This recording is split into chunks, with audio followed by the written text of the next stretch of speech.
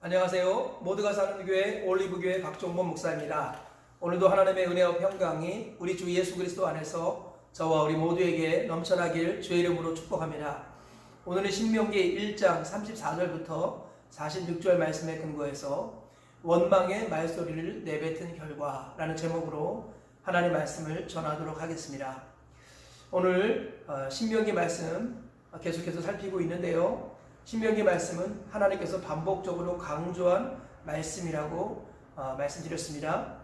모세가 이스라엘 백성들이 가나안 땅에 들어가기 직전에 요단 동편에서 이스라엘 백성들에게 지난 역사를 추억하면서 가나안 땅에 들어가서 어떻게 살아야 할지를 다시금 말씀에 근거해서 교훈해 주는 성경이 바로 신명기다, 이렇게 보시면 되겠습니다. 오늘 1장 34절에서 46절 말씀을 보면 이스라엘 백성들이 원망의 말소리를 내뱉어서 하나님이 그 말씀을 들으셨다라는 이야기가 나옵니다. 34절에 이렇게 말씀합니다. 여호와께서 너희의 말소리를 들으시고 노하사 맹세하여 이르시되, 하나님께서 이스라엘 백성들이 원망의 말하는 것을 들으시고 노하셨습니다. 그리고 하나님께서 맹세하셨다라는 것입니다. 이 원망의 말소리가 뭐였을까요? 우리 지난번에 살펴보았습니다만 12정탐꾼이 가데스 바네아에서 우리 가나안 땅으로 정탐을 다녀왔죠. 그 중에 여호수아와 갈렙을 제외한 나머지 10명이 원망의 말을 했고 백성들이 낙심이 찾아왔습니다. 그래서 하나님을 떠나고 모세를 대적하고 이런 일들이 일어났습니다. 그래서 하나님이 그들의 원망하는 말소리를 들으시고 오늘 말씀에서 하나님께서 어떤 조치를 취하신다는 거예요. 그 원망의 말소리를 들으시고 어떤 조치를 취하셨는가? 첫 번째로는 악한 세대가 가나안 땅에 들어가지 못할 것이라고 말씀하셨습니다. 35절에 이렇게 말씀하고 있습니다. 이 악한 세대의 사람들 중에는 내가 그들의 조상에게 주기로 맹세한 좋은 땅을 볼 자가 하나도 없으리라. 하나님께서는 원망의 말을 내뱉었던 사람들을 악한 세대라고 표현하시면서 그 악한 세대가 가나안 땅에 못 돌아갈 것이라고 말씀하셨습니다. 두 번째로는 그들이 걱정했던 아이들과 선악을 분별하지 못했던 자녀들은 오히려 가나안 땅에 들어갈 것이다 라고 주님이 말씀하셨어요. 39절에 이렇게 말씀하고 있습니다. 또 너희가 사로잡히리라 하던 너희의 아이들과 당시에 선악을 분별하지 못하던 너희의 자녀들도 그리로 들어갈 것이라. 내가 그 땅을 그들에게 주어 산업이 되게 하리라. 그리고 세 번째로는 광야길로 돌아가라는 말씀에 이스라엘 백성들이 뒤늦게 회개한답시고 하나님께서 함께하지 않으시는데 싸움터에 나갔다가 전쟁에서 크게 패하는 이런 일들이 40절부터 46절에 있다라는 것입니다.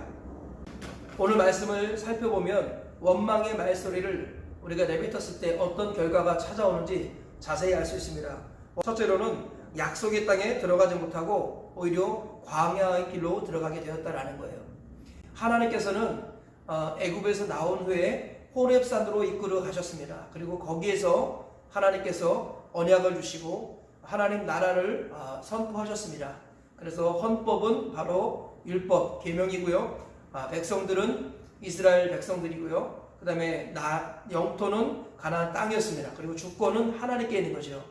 그래서 하나님은 하나님 나라를 이루기 원하셔서 영토, 국민, 주권 이 모든 요소를 다 겸비하시고 이제 하나님 나라를 세우시려고 가나안 땅으로 들어가라고 하셨습니다. 그런데 백성들이 그만 가나안 땅에 들어가기 전에 하나님이 시키지도 않은 정탐꾼을 보내는 일들을 했고 또 믿음이 있지 않은 정탐꾼들이 세워져서 그들이 돌아와서 원망과 불평을 내뱉었습니다. 그리고 회중 전체가 오염이 되었을 때 하나님께서는 그들에게 진노하신 것입니다. 그리고 약속한 땅이라 할지라도 그들이 못 들어간다고 말씀하셨고 그리고 오히려 광야길로 돌아가도록 허락하셨다라는 것이죠. 우리는 이 사실을 꼭 기억해야겠습니다. 하나님이 약속한 땅이라 할지라도 우리가 순종하지 않으면 들어갈 수 없다라는 것입니다.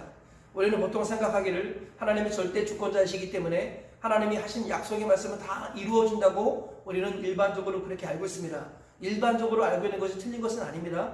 그러나 구체적으로 들어가 보면 성경 역사를 통해서 볼 때 오늘 본문을 포함하여 많은 부분에 있어서 하나님의 약속일지라도 실질적으로 그 당시에 이루어지지 않는 경우가 많이 있습니다. 왜냐하면 하나님의 약속의 말씀은 순종하는 자를 통해서 이루어지기 때문입니다. 하나님은 인격자이시기 때문에 로봇을 상대하지 않으시는 분이신 것이죠. 하나님의 인격이기 때문에 우리의 반응을 요구하시는 것입니다.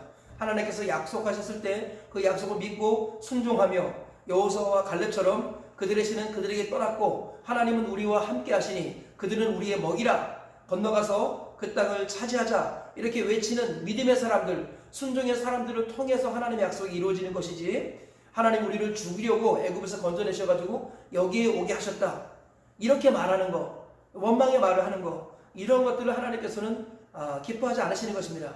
그래서 하나님의 약속은 믿음과 순종을 통해서 이루어진다는 것을 우리가 다시 한번 잊지 말아야겠습니다. 그럼 이스라엘 백성들이 함부로 원망의 말을 했다가 가나안 땅에 못 들어갔다라는 것 기억하시고, 저와 우리 모두가 항상 믿음으로 말하여서 가나안 땅 천국에 들어가시는 복을 누리시기를 주의 이름으로 축복합니다. 두 번째로 오늘 말씀을 통해서 지도자에게는 더 큰 기준을 요구하신다는 것을 알 수 있습니다. 오늘 본문을 보면 모세까지도 가나안 땅에 들어가지 못한 이야기가 나옵니다. 37절에 보니까 여호와께서 너희 때문에 내게도 진노하사 이르시되 너도 그리로 들어가지 못하리라. 모세는 가나안 땅에 못 들어갔습니다. 그것은 이유가 있는데요, 두 가지 이유입니다. 첫 번째로는 이제 너의 사명 여기까지다 라는 것입니다. 이제 가나안 땅에 들어가서는 여호수아가 대를 이을 것이라고 말씀하시죠. 너는 이제 은퇴해야 된다 라고 하나님께서 말씀하시는 겁니다. 두 번째는요, 모세가 하나님의 영광을 온전히 드러내지 못하고 혈기로 이스라엘 백성들을 다스렸던 때가 있었습니다. 하나님께서는 지도자에게 더 높은 기준을 요구하시는 거예요. 이스라엘 백성들이 그렇게 많은 실수와 잘못을 했지만 하나님께서는 정말 용서해 주시고 회복해 주시고 다시 기회를 주십니다. 그런데 모세가 이렇게 작은 실수를 한 번 했는데 하나님께서 그가 가나안 땅에 들어가지 못하게 하시는 이런 일이 있었습니다. 바로 지도자에게 더 높은 기준을 요구하신다라는 것입니다. 그럼 야고보 사도가 이렇게 말했습니다. 너희가 선생 되기를 원하지 말아라. 선생된 자들에게 더 큰 심판이 있다. 주님이 말씀하셨어요. 교회 안에 있는 첫 번째 지도자는 우리 담임 목사님이죠. 그리고 교육자들입니다. 하나님께서는 그들에게 더 큰 기준을 요구하신다는 것을 기억해야겠습니다. 그리고 중간 지도자들, 우리 셀리더, 구역장, 권찰, 장로, 집사, 이런 분들은 전부 다 중간 지도자들에게 해당하고요. 하나님께서는 이들에게도 평시도와 다르게 더 높은 기준을 요구하신다는 것, 우리가 잊지 말아야겠습니다. 우리 주님께서는 우리가 나실인 제사장인 그리스도인이 되기를 원하십니다. 나실인은 나면서부터 구별된 자리죠. 그래서 시체를 가까이 하지 않고 포도주와 독조를 가까이 하지 않고 머리에 삭도를 대지 않았던 정결하게 구별된 사람이 나실인이었습니다. 그리고 제사장이죠. 우리는 왕같은 제사장인데 어떤 제사장입니까? 나실인 제사장이라는 거예요. 그래서 정결하게 구별된 나실인 그리스도인이 될 때 하나님이 기뻐하신다는 거 잊지 말아야겠습니다. 세 번째로 하나님이 함께 하셔야지 싸움에서 이길 수 있다는 것입니다. 모세의 책망을 듣고 이스라엘 백성들이 깊은 회개도 하지 않고 경솔히 싸움하러 갔다가 크게 패하는 이야기가 나옵니다. 오늘 본문에 41절 이하에 이렇게 말합니다. 너희가 대답하여 내게 이르기를 우리가 여호와께 범죄하였사오니 우리 하나님께서 우리에게 명령하신 대로 우리가 올라가서 싸우리이다 하고 너희가 각각 무기를 가지고 경솔히 산지로 올라가려 할 때에 여호와께서 내게 이르시되 너는 그들에게 이르기를 너희는 올라가지 말라 싸우지도 말라 내가 너희 중에 있지 아니하니 너희가 대적에게 패할까 하노라 하시기로. 그래서 결국은 하나님께서 섣불리 경솔에 올라가지 말아라. 내가 너희와 지금 함께하지 않는다. 너희가 원망의 말을 했고 내가 그 말을 참다 못해서 그 말대로 해주겠다. 그래서 너희 가나안 땅에 못 들어가게 할 테니까 경솔이 올라가지 말아라 라고 하나님께서 경고하셨습니다. 그럼에도 불구하고 그들이 싸움에 갔다가 크게 패하는 일들이 그 이후에 말씀에 나온다는 거예요. 우리가 싸움에서 이긴다면 그것은 누구의 공로입니까? 전적인 하나님의 은혜요, 하나님의 공로라는 것입니다. 신명기 말씀을 계속 살펴보면 알겠지만 재물 얻을 능력을 주신 분도 하나님이시다 이렇게 말씀하십니다. 우리가 일할 수 있는 능력을 주신 분도 하나님이시고 돈을 벌 수 있는 능력을 주신 분도 하나님이시고 싸울 수 있는 능력을 주신 분도 하나님이시고 그리고 그 싸움에 임할 때 앞서 가시는 분도 우리 하나님이시라는 거예요. 결국은 처음부터 끝까지 다 하나님이 하시는 것인데 근데 우리가 순종할 때 하나님께서는 그 순종을 기뻐하시고 우리에게 하나님의 영광을 나눠주시려고 우리를 통해 승리를 주시는 것입니다.